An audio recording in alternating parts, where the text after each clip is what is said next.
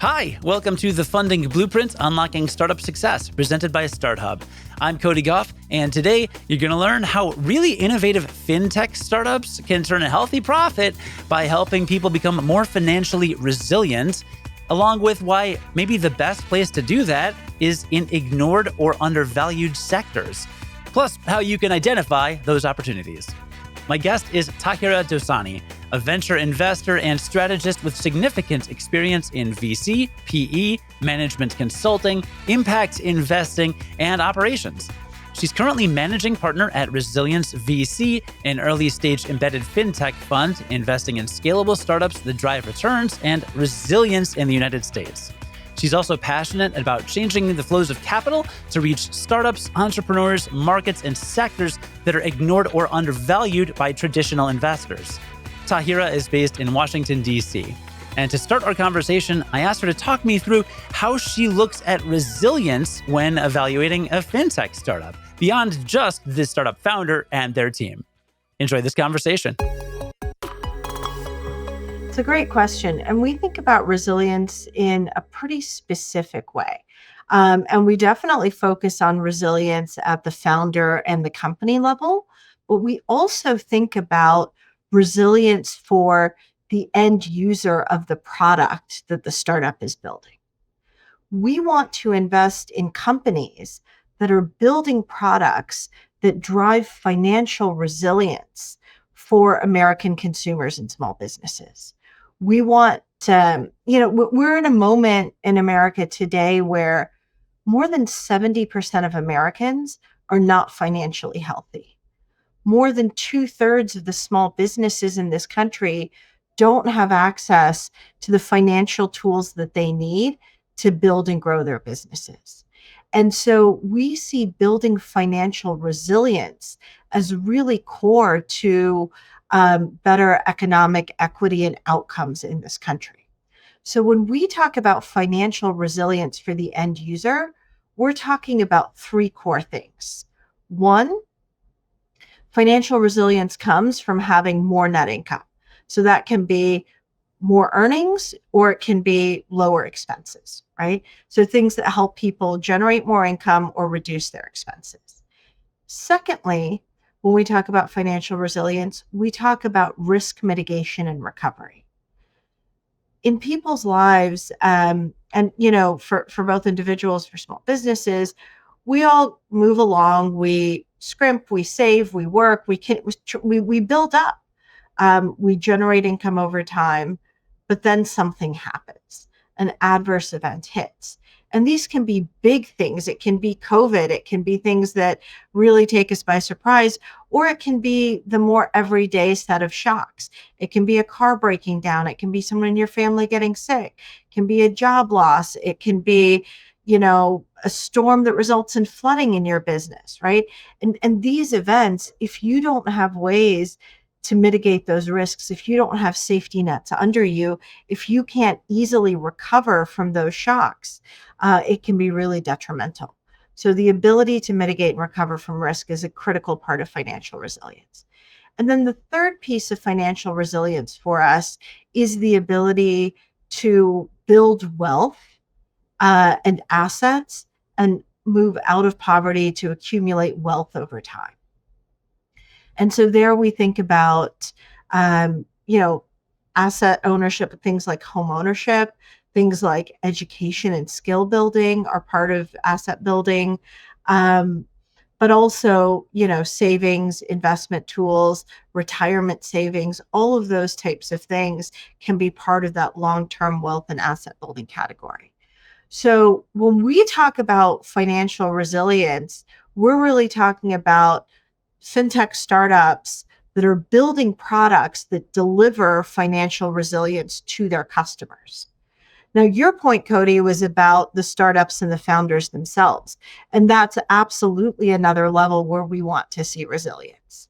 And for us, we want to make sure that the startups that we're investing in are set up and structured in a way that they can be resilient. Part of that is making sure they've got the right amount of capital and the right structure of capital in place. Once we invest, we often take board seats because we want to build the right governance structure for long-term resilience. We work closely with companies to help them on product, on operations, to really drive that resilience. And so we want resilience at the company level and at the founder or leader level. We want those founders to be truly resilient. And as you said, being a startup founder, being an entrepreneur requires inherently in some ways some level of resilience. It's a hard path. It can be a lonely path. It's certainly one with a lot of ups and downs. And you have to be able to navigate those. And I think we're at a moment today in our macro environment where that resilience is more key than it used to be, right? A couple of years ago, there was a lot more capital flowing. It was a lot easier, I think, in a lot of ways to be a founder than it is today. Right now, raising capital is harder, hiring talent is harder, acquiring customers is harder. And so that resilience is even more key right now. And, so it's something that as we're evaluating founders, we're explicitly looking for examples of that resilience in their background, in their history, in their personas. And once we invest, we also work to help them build resilience. We help founders access coaching and leadership development to actually help them be more resilient, more effective leaders.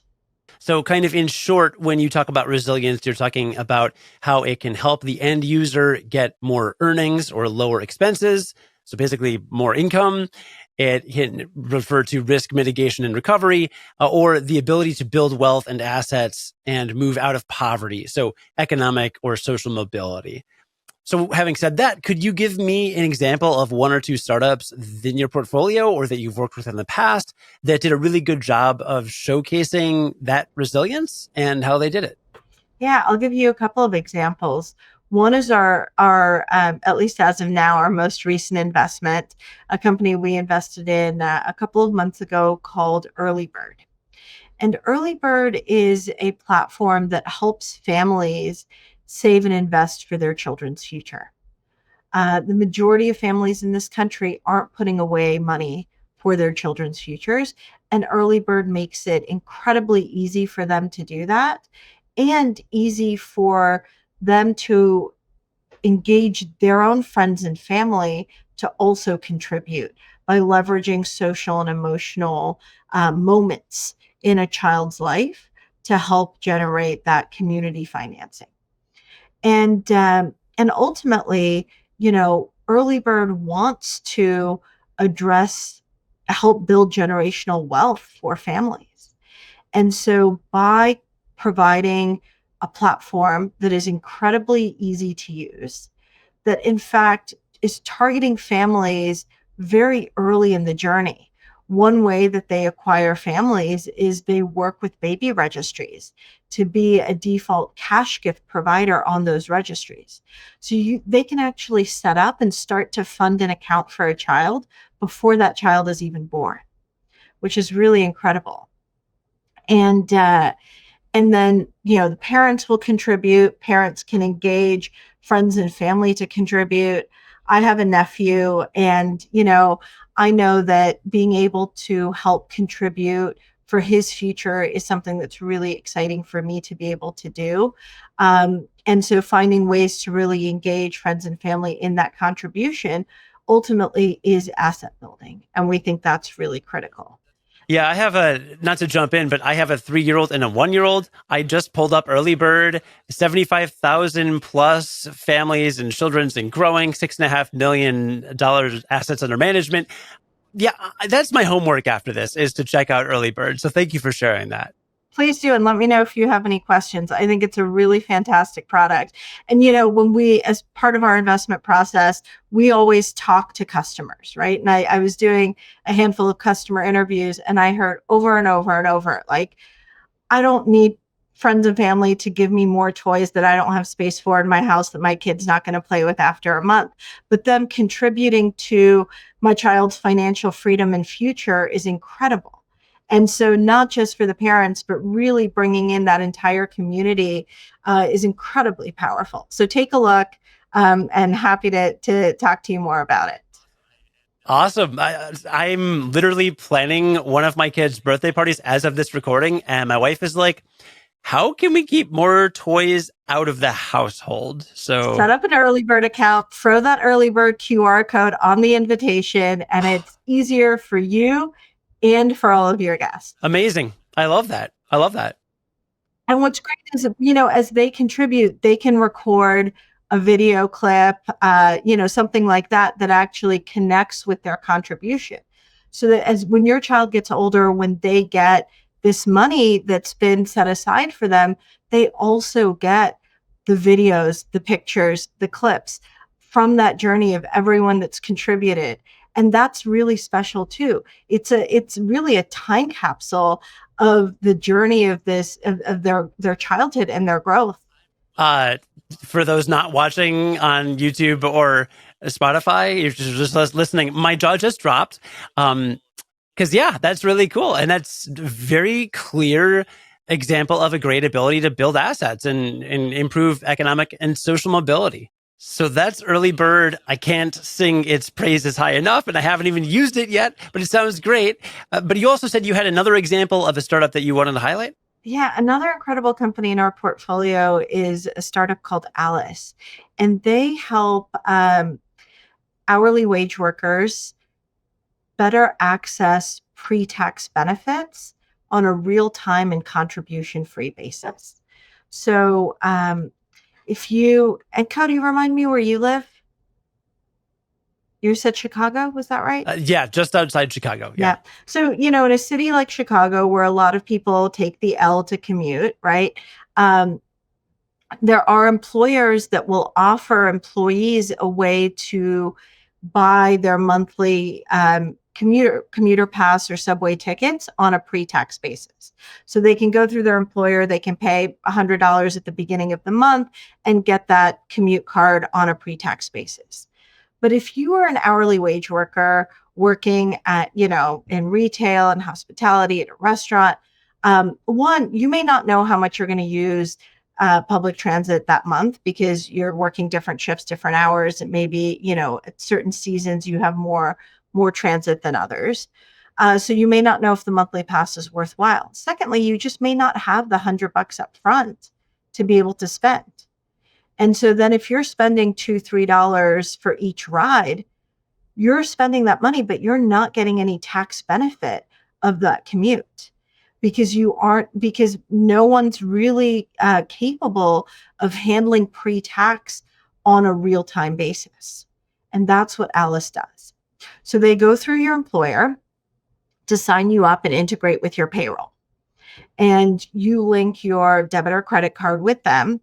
And then if you rode the train, when you got off the L, you'd get a text that says, "Hey, Cody, you just spent $3 on the L. Was that for commuting purposes?"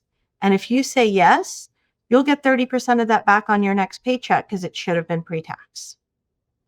And so the average hourly wage worker can get an additional week's worth of wages back each year. And that's a meaningful amount of money of effectively new net income for people who really could use it. I have used that benefit in the past, by the way. It is very nice to get that little bump. So the way that it makes money is they would charge the employer to enroll in that service. And then the employer's benefit is obviously that their employees are more happy. So HR is happier about that because they can use that to entice people to work for them. Well, you're very close, Cody. So there's no cost to the employee. And actually, there's no net cost to the employer. So and this is one of the parts of the model that I really love.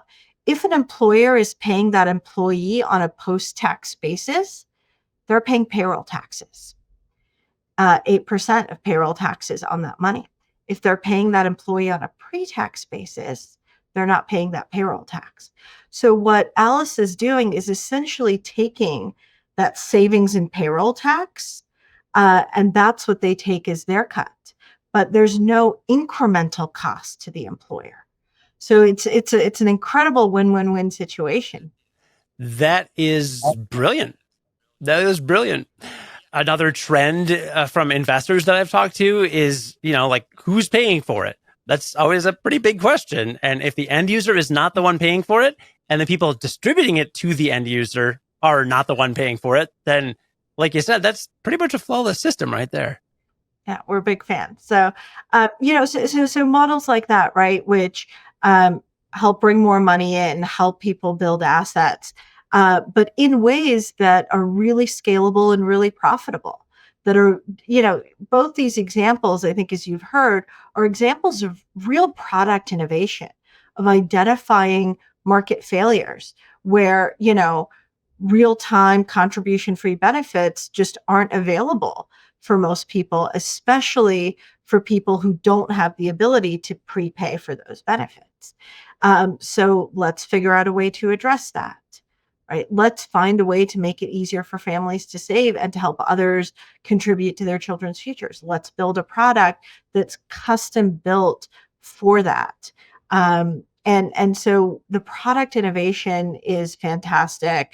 These founders are, it's as you said earlier, it's not easy being a founder, especially in this environment, but they are heads down working to continue to build out and improve their products, acquire customers, make sure the user experience stays high quality. Yeah.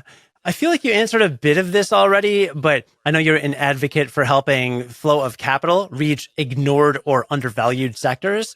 And I was going to ask what advice you have for founders to identify those sectors that need, that need to be reached and position their startups effectively while making a compelling case for investment in those sectors that are maybe overlooked.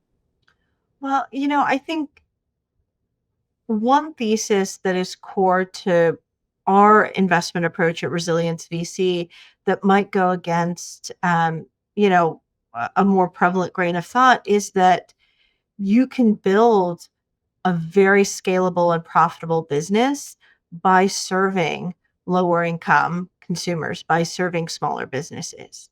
And historically, look, it has been hard to profitably serve some of these segments because they are more expensive to acquire, because their transaction sizes are going to be smaller, because they might be transacting less frequently.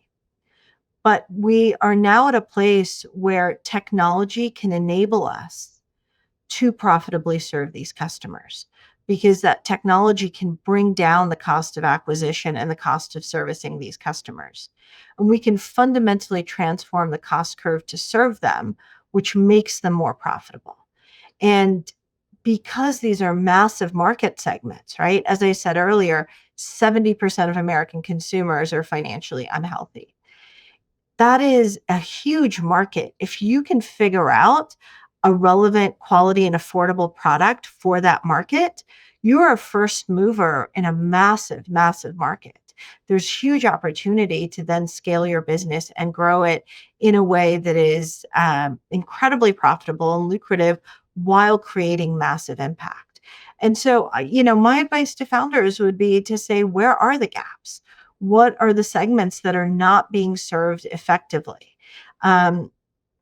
And how do we create products that reach them? Yeah, makes sense. I love that your cat just hopped in the background there, by the way.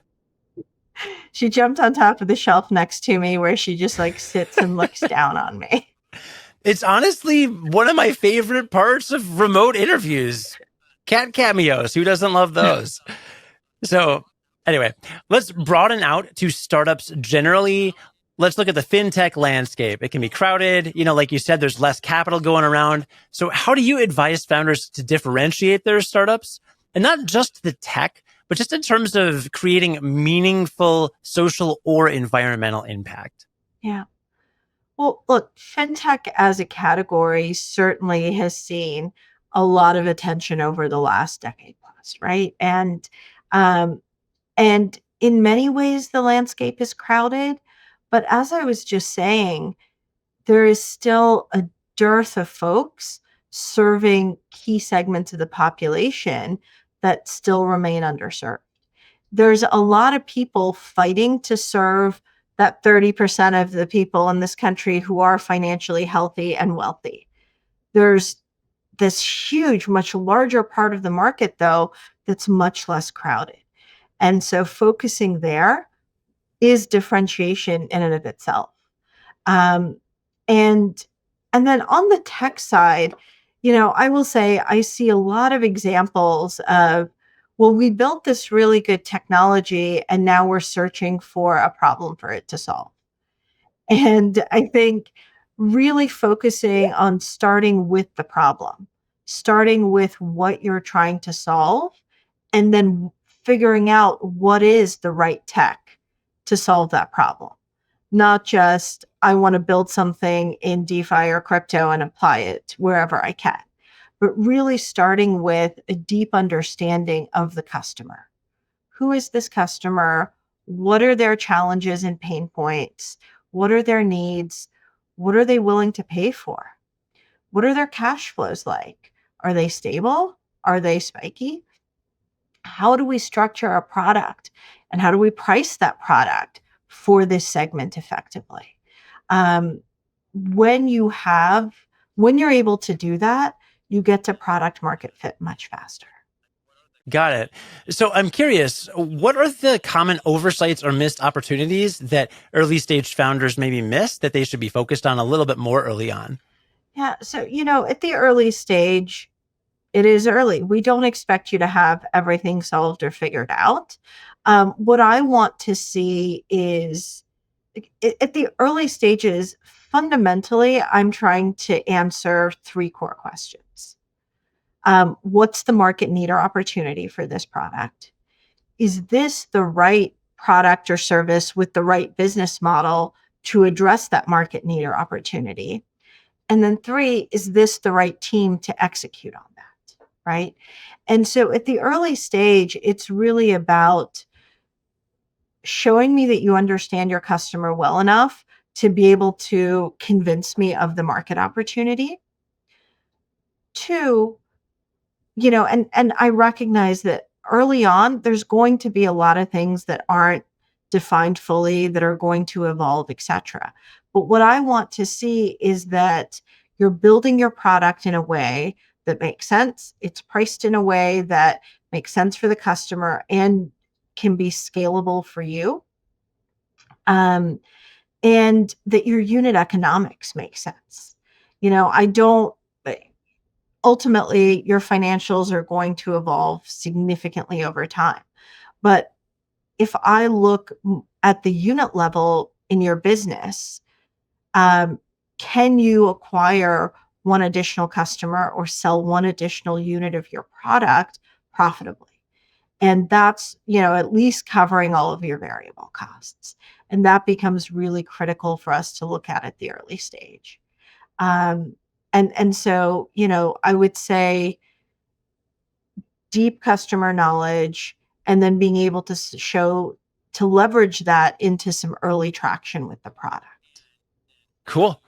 And then once you start working with a startup, I know your fund actively engages with portfolio companies at the board level. So, how can founders make the most of that kind of engagement with investors? I'm wondering, are there specific ways that founders can leverage board level support for strategic decision making, growth? How much should they rely on it? Any tips there? Yeah.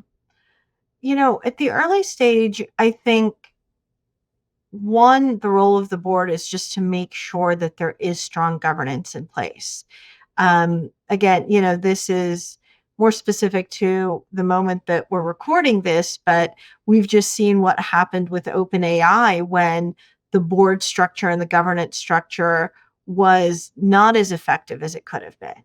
And we've seen, challenges that with FTX and other businesses when there weren't boards or weren't effective boards. And so building strong governance is really critical.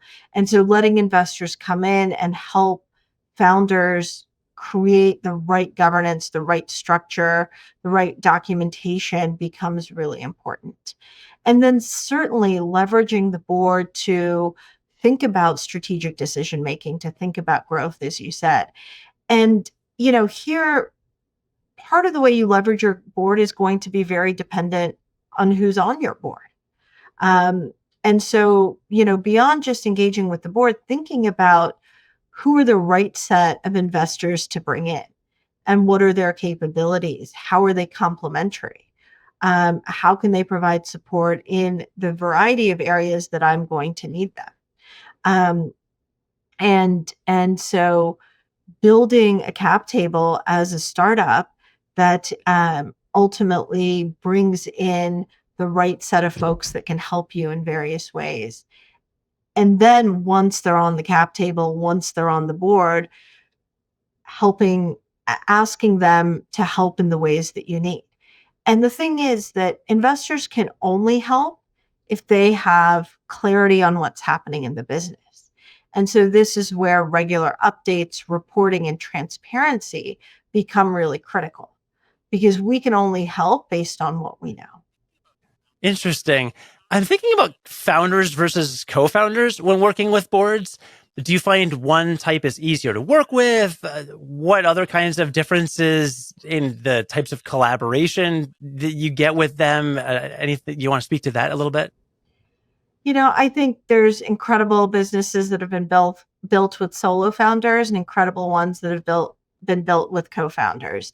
I think it's less about one being better than the other, but recognizing that there's pros and cons to each, there's risks to each, and thinking through how those can be mitigated, right? So with co-founders, there's certainly risks if there's conflict between the founders, if there isn't real clarity around roles, if there isn't a process for decision-making when there's disagreement or conflict, right? And so those are the things that we focus on with co-founders. With a solo founder, it's perhaps, there's more of a need for a succession plan, more of a need for ensuring that founder has supports and resources around them because they're in that leadership role alone. So it's not that one is, in my view, preferable to the other.